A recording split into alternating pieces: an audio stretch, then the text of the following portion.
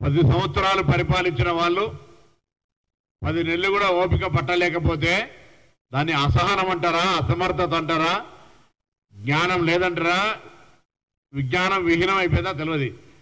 వాస్తవంగా ఈ అంశాన్ని ఒక్కసారి మనం ఫస్ట్ నుంచి తీసుకుంటే కాంగ్రెస్ పార్టీ కంఫర్టబుల్ మెజారిటీ తోటి అధికారంలోకి వచ్చింది. దయచేసి మీరు కూడా గమనించాలి ఈ అంశాన్ని. ఎక్కడైనా నేను టీఆర్ఎస్ నాయకత్వాన్ని కూడా కోరుతున్నాను, యావత్ తెలంగాణ ప్రజలు ఈ కీలకమైన ముఖ్యమైన అంశాన్ని దయచేసి గమనించాలి. మాకు మేముగా శాసనసభ్యుల్ని పార్టీ ఫిరాయింపులకు సంబంధించి ఎక్కడా ప్రోత్సహించలేదు. దీనిలో డాక్టరేట్ ప్రొఫెషనల్స్ టీఆర్ఎస్ పార్టీయే. వాళ్ళ అధికారంలోకి వచ్చిన తర్వాత తెలుగుదేశం పార్టీ విలీనంతో పాటుగా సిపిఐ సిపిఎంలతో పాటుగా కాంగ్రెస్ పార్టీ శాసన మండలితో పాటుగా దళితులకు సంబంధించినటువంటి సిఎల్పి నాయకుడైతే కాంగ్రెస్ శాసన సభ్యులు చేసుకోవడంతో పాటుగా రాజీనామా చేయించకుండా తెలుగుదేశం శాసనసభ్యునికి మంత్రిచ్చినటువంటి అనైతికంగా వ్యవహరించినటువంటి టీఆర్ఎస్ పార్టీని దయచేసి మరవద్దు ప్రజలు. ఒక్కసారి ఆ అంశాన్ని నేను రిమైండ్ చేస్తా ఉన్నా. మేము అధికారంలోకి వచ్చిన తర్వాత మేము ఎన్నడూ పార్టీ ఫిరాయింపులను ప్రోత్సహించలే. సవ్యంగా మంత్రివర్గం ఏర్పాటు చేసుకొని మేము ఇచ్చిన హామీలను అమలు చేస్తూ ప్రజా సమస్యల మీద పోరాటం చేసే విధంగా మా కార్యాచరణ కొనసాగుతూ ఉంటుంటే మీ ప్రభుత్వాన్ని కూలగొడతాం, మీ ప్రభుత్వం ఎక్కువ నిలబడది అని Bharatiya Janata party TRS party రెండు ఒకటే గొంతుగా మా ప్రభుత్వం మీద అనేక సందర్భాల్లో మాట్లాడినటువంటి మాటలు నిజమా కాదా యావత్ తెలంగాణ ప్రజలు గమనించాలని కోరుతా ఉన్నాం.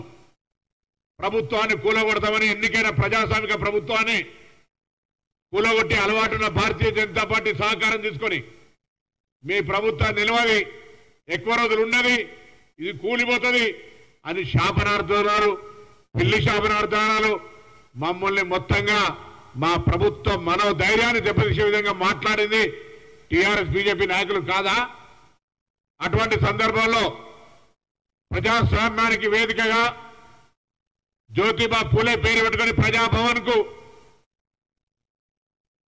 సచివాలయం, డాక్టర్ అంబేద్కర్ సచివాలయం సాక్షిగా ప్రజలందరికీ తలుపులు ఓపెన్ చేసి ముళ్ళ కంచెను తొలగించి ప్రజాస్వామిక పరిపాలన చేస్తూ ఉంటుంటే ఈ ప్రభుత్వం కూలద్దు, ఈ ప్రభుత్వం పేద ప్రజలకు న్యాయం చేయాలని శాసనసభ్యులు మా పార్టీకి వస్తూ ఉంటుంటే ఇలా వాళ్ళ మీద బురద జల్లుతా ఉన్నారు.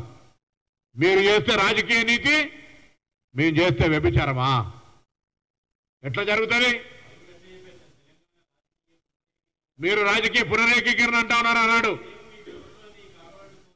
అవును, నేను అడుగుతాను, మళ్ళీ కూడా చెప్తాను. మీకు ఆనాడు కంఫర్టబుల్ 80 మెజార్టీ వచ్చింది. 80 మెజార్టీ వచ్చినాక మీకు ఇబ్బంది లేదు. కానీ కాంగ్రెస్ పార్టీ ఒక దళిత సిఎల్పి లీడర్ అయితే ఓర్వలేక కాంగ్రెస్ పార్టీని బలహీనం చేయాలి, ప్రతిపక్ష గొంతు ఉండద్దని మేము అట్లా చేస్తలేమే. శాసనసభను 3-3:30 దాకా నడిపి ప్రతిపక్ష నాయకులు ఏం చెప్తే అది వినడానికి వేదిక శాసనసభ అవకాశం ఇస్తా ఉన్నాం. ఇందిరా పార్క్ దగ్గర ధర్నా చౌకులు ఇస్తా ఉన్నాం. ఇలా మేము ఎన్నడూ ప్రతిపక్ష గొంతు నొక్కుతలే నిరసనలు చెప్పుకుంటుంటున్నాం. కాళేశ్వరం పోతాం అంటే గ్రీన్ వే ఛానల్ ఇస్తా ఉన్నాం, ఏడు కొమ్మంటాడు కొమ్మంటా ఉన్నాం. ప్రతిపక్ష నాయకుడు శాసనసభకు రా, అనుభవజ్ఞుడి, నీకేమైనా తెలిస్తే మాకు చెప్పమని అడుగుతా ఉన్నాం. కేంద్రం నిధిరేలే, కేంద్రాన్ని నిలదీద్దాం రమ్మని అడుగుతా ఉన్నాం. ఇవాళ అటువంటి మాటలకు దూరం ఉండి మా ప్రభుత్వాన్ని కూలగొడతా అంటుంటే కొంతమంది ప్రజాస్వామ్యాన్ని విశ్వాసం ఉన్న శాసనసభ్యులు వస్తే వాళ్ళ మీద చీరలు పంపి భౌతిక దాడులు చేసే విధంగా మురిగే వాళ్ళను మురిగించినట్టుగా ఆ విధంగా రెచ్చగొట్టి ఈరోజు ఏం మాట్లాడుతా ఉన్నారు? మళ్ళీ మాకు పరిపాలనకు సంబంధించి అవగాహన లేదా? Congress party is talented. ప్రభుత్వాన్ని పరిపాలించేది ఎవరు నేర్పే అవసరం లే. శాంతి భద్రతలు కావచ్చు, ఆర్థిక సంస్కరణలు కావచ్చు, ఆర్థిక పరమైన క్రమశిక్షణతో అన్ని రకాలుగా ప్రభుత్వాన్ని ముందుకు తీసుకుపోతా ఉన్నాం. జాగ్రత్త. ప్రభుత్వానికి సంబంధించి కూలగొడతా అనే మాట మళ్ళీ ఎవరన్నా మాట్లాడినా, అస్థిరపరిచే మాట మాట్లాడినా, ప్రభుత్వానికి అనవసర విమర్శలు చేసి వ్యక్తిగత విమర్శలు చేస్తే కూడా జాగ్రత్త అనే మాట మనం చేస్తాం.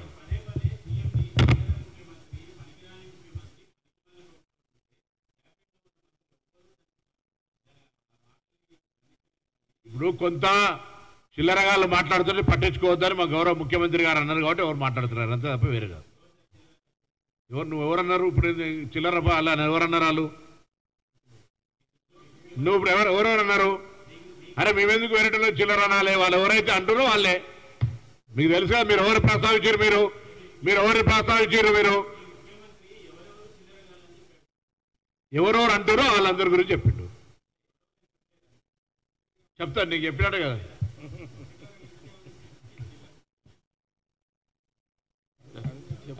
అరే ఏంది ఇక్కడ బా నువ్వు ఇంటికాడికి స్వేచ్ఛగా ఏం శాంతి భద్రత హత్యలైనాయా? మానభంగాలైనాయా? ఏం జరిగినాయి? వట్టిగానే శాంతి భద్రత అని రోడ్డు ఎక్కి వరుతా ఉన్నారు. ఏం జరిగింది అలా? ఏం జరుగుతుంది?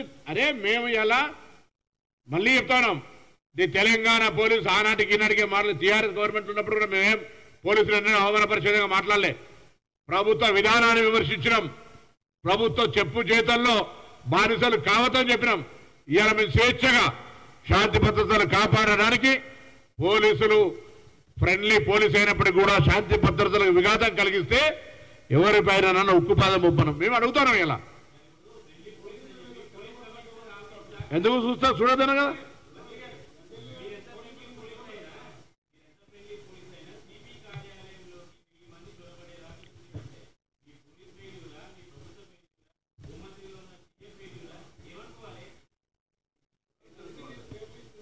మిత్త మీద స్వేచ్ఛ ఉండదే. మేము ప్రజాస్వామికంగా అదే వాళ్ళు దట్ విల్ టేక్ కేర్ ఉన్నటువంటి ఉద్రిక్త పరిస్థితులలో ఏ విధంగా హ్యాండిల్ చేయాలి అనేటువంటి దానికి సంబంధించి our officers are very efficient. They will do. నేను ఇప్పుడు మీ అందరికీ కూడా ఒకటే మాట కోరుతా ఉన్నా. రైట్ ఇప్పుడు తప్పకుండా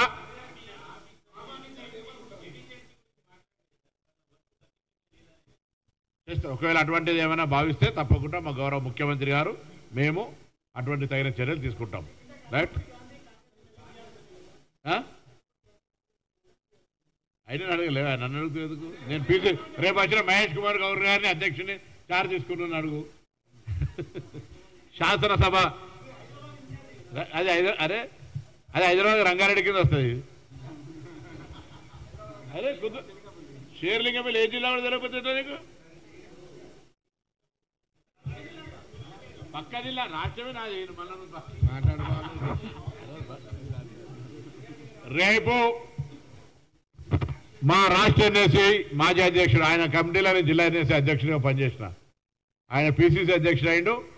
రేపు మా మాజీ ఎన్ఎస్సీ మిత్రులు కానీ యువజన కాంగ్రెస్ మిత్రులు కానీ కాంగ్రెస్ అధికారంలోకి రావడానికి కష్టపడ్డ ప్రతి కార్యకర్త పార్టీని మరింత బలోపేతం చేసి రాబోయే స్థానిక సంస్థల ఎన్నికల్లో కార్యకర్తలకు లభించే పదవులు అవన్నీ ఆ కార్యకర్తలందరూ అధికారంలోకి రావడానికి అవసరమే విధంగా పార్టీ నిర్మించుకోవడానికి గాంధీభవన్కు రావాలని విజ్ఞప్తి చేస్తూ మీ అందరినీ కూడా రేపటి కార్యక్రమాన్ని విజయవంతంగా చూపెట్టే విధంగా మా అధ్యక్షునికి ఘనంగా స్వాగతం జరిగే సందర్భంగా మీరంతా కూడా రావాలని మీ అందరు కూడా విజ్ఞప్తి చేస్తున్నాం. ఈ సందర్భంలో గౌరవ ముఖ్యమంత్రి గారు, ఉప ముఖ్యమంత్రి గారు, మా ఇన్ఛార్జ్ దీపాదాస్ గారు, విష్ణునాథ్ గారు, అదేవిధంగా మా మాజీ పార్లమెంట్ సభ్యుడు తమిళనాడు నుంచి వస్తూ ఉన్న కొత్త విశ్వనాథ్ గారు, వాళ్ళందరితో పాటుగా గౌరవ మంత్రులు, పార్లమెంట్ సభ్యులు, శాసనసభ్యులు, శాసనమండలి సభ్యులు, జిల్లా కాంగ్రెస్ అధ్యక్షులు, అనుబంధాల సంఘాల అధ్యక్షులు, మాజీ శాసనసభ్యులు, మాజీ పార్లమెంట్ సభ్యులు, వివిధ స్థానిక పంచాయతీలలో గ్రామ స్థానిక సంస్థలలో ఉన్నటువంటి మాజీ ప్రజాప్రతినిధులు, మున్సిపల్ ప్రజాప్రతినిధులు, మీడియా వాళ్ళు అందరూ కూడా మరి ఈ యొక్క కార్యక్రమానికి రావాల్సిందిగా కోరుతూ అందరూ నమస్కారం.